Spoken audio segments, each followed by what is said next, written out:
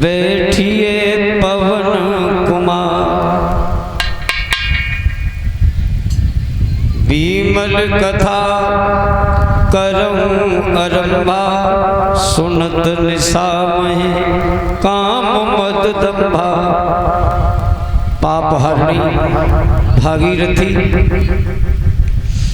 माँ गंगा की गोद पर बैठे हुए परीक्षित महाराज को आज नमा दिन है और कथा का भी इधर समापन का दिन है, अंतिम दिन है। श्री सुखदेव जी महाराज परीक्षित को गंगा मैया के किनारे समझाते हैं, राजन परीक्षित आज आपका, वैसे ये भागवत की कथा केवल 7 दिन साप्ताहिक होती है, मगर यहाँ 9 दिन का जो आयोजन हुआ है सभी लोगों के संयोग से, प्रेम से, भाव से। सुखदेव जी कहते हैं, राजन परीक्षित आज आपको कई एक दिन हो गए गंगा माँ की गोद में बैठे हुए, हमारे प्रवचन और कथा को सुनते हुए। राजन, मैं पूछना चाहता हूँ, मैं ये जानना चाहता हूँ कि तुम्हारे मन की स्थिति कैसी है। परीक्षित महाराज ने हाथ जोड़ करके कहा, भगवान मेरे मन के अंदर जो संकल्प विकल्प उठता था, बड़े ध्यान देने की बात है। जय श्री राधे भैया। देवेंद्र जी ने मेरी तरफ ध्यान रखो। जय यज्ञपति, तुम हमारी तरफ सुनो।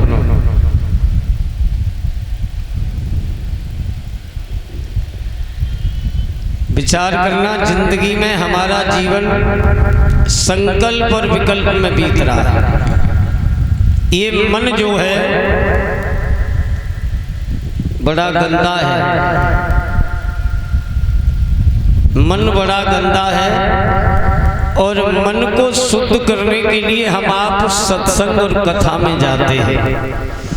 इस वस्त्र की शुद्धि साबुन और जल से हो जाती है, मगर मन की शुद्धि बिगर सत्संग और ज्ञान के कभी होती है क्या? बिन सत्संग विवेकन होई। मन की शुद्धि करने के लिए हमें सत्संग, कथा और सत स्थान की बहुत आवश्यकता है। मन जिसका शुद्ध हो गया, मन जिसका पवित्र हो गया, उसे ईश्वर की शरणागति प्राप्त हो जाती है। शरीर को कितना भी सुंदर कर लो बहना, कितने अच्छे साबुन से नहा लो, कितने बढ़िया क्रीम में पाउडर लगा लो, कितने सेंट लगा लो, चाहे कितना सोना पहन लो, चाहे कितनी चांदी लटका लो, परमात्मा के हम कभी प्रिय नहीं हो सकते। ये सुंदरता केवल जगत तक है, मगर परमात्मा के लिए यदि सुंदर बनना है तो गोस्वामी जी भी कहते हैं, निर्मल मन जन सोई मोहि पावा। न ये लिखा कि बड़ा धनवान वाला मुझे पालेगा या सुंदर शरीर वाला पाएगा, परिवार वाला पाएगा या MP MLA पाएगा, ऐसा नहीं। निर्मल मन जन सोई मोहि पावा, और मोय कपट छल क्षेत्रन। पीछे बैठे हमारे भक्त, जिंदगी निकलती जा रही है संकल्प और विकल्प में। ये संकल्प विकल्प मन का कभी पूरा ही नहीं होता। किसी का हो गया? नहीं हुआ। कोई मन दुखी, कोई तन दुखी, जब दुनिया में सब दुखिया है। काऊ के 10 लड़का है तो वो लड़कन ते दुखी है, और जा पे है ना है सो संतान को दुखी है। समझ रहे हो? जाके घर में गरीबी है तो पैसे के लिए दुखी है, जिसके घर में इतना धन है कि वो धन से परेशान है।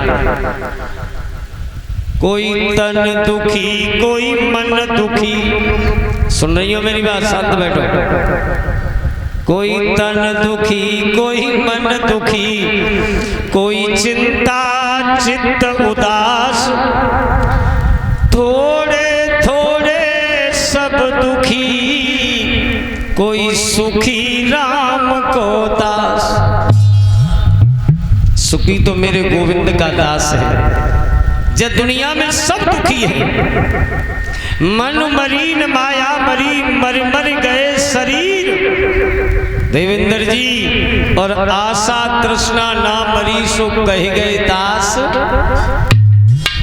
प्राण गले में अटक रहे, मिनट दुए ही लग रही हैं, तो ये बैरी मन ईश्वर की तरफ नहीं जाता, फिर भी माया धन संपत्ति की तरफ दौड़ता है।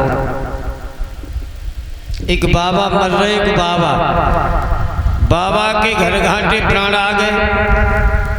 और एक बात बताऊं, भगवान की कृपा उन पे ही होती है अंतिम के समय पर जिन्होंने इसका भजन किया है।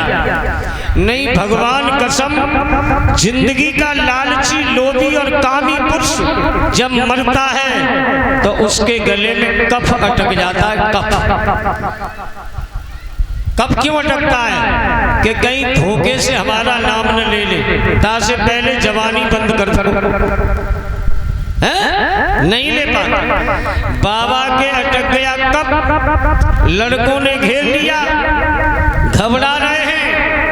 अब वो हाथ उठा के इशारा कर रहे थे, ऐसे इशारा। बच्चों ने समझा कि दवा गड़ा कुछ धन है, उसे बताना चाहते। उनने कही पिताजी कहा है, आवाज नहीं निकली तो हाथ का इशारा करते। लड़कों ने कहा कि एक बार जवान उठ जाए तो काम बन जाए। लड़के भागे डॉक्टर साहब के पास। उन्होंने कहा डॉक्टर साहब पिताजी मर रहे हैं, कुछ बताना चाहते हैं, जवान नहीं उठ रही है, ऐसा कुछ इंजेक्शन उपाय करो जिससे एक बार जवान उठ जाए।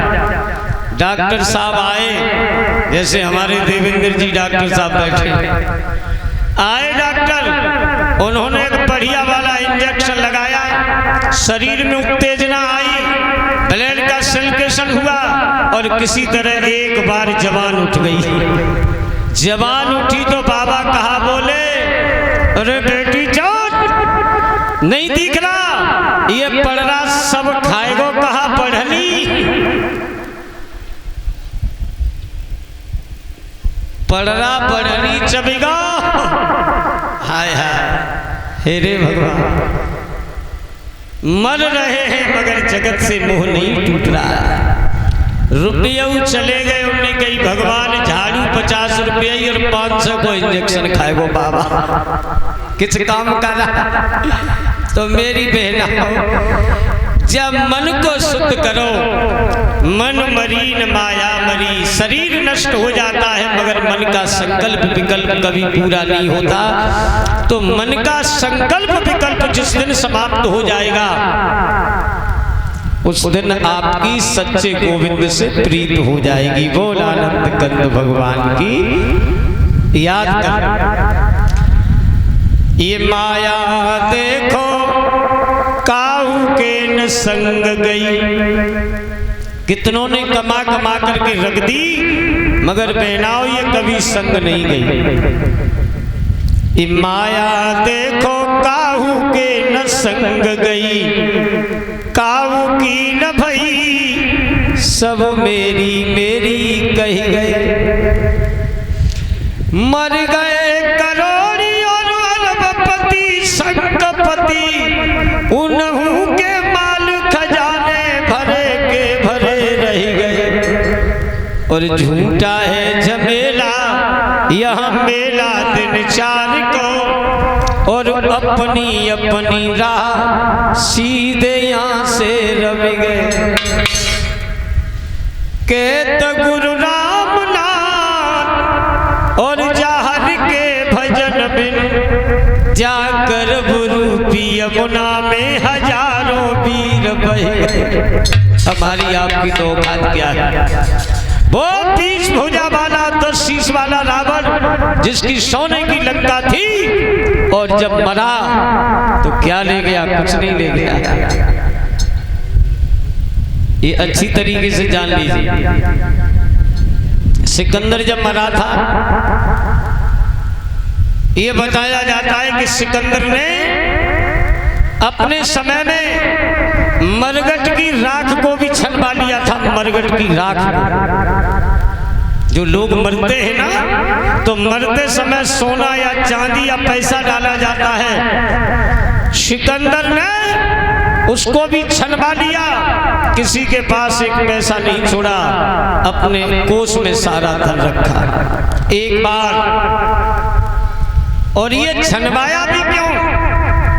एक बार सिकंदर ने लगाई हाट बाजार, हाट लगाई, उसमें सब तरह की वस्तु को बेचने का ऐलान कर दिया। बेनाव, ऊंट, हाथी, भैंस, बकरिया, भेड़ से लेकर के आदि जो भी है वो सारी चीज बिकने हाट में आई। ऊंट और हाथी भी बिकने आए। तो एक गरीबिनी के बच्चे ने अपनी माँ से कहा कि माँ, राजा ने हाट लगवाई और मैं ऊंट लेना चाहता हूँ।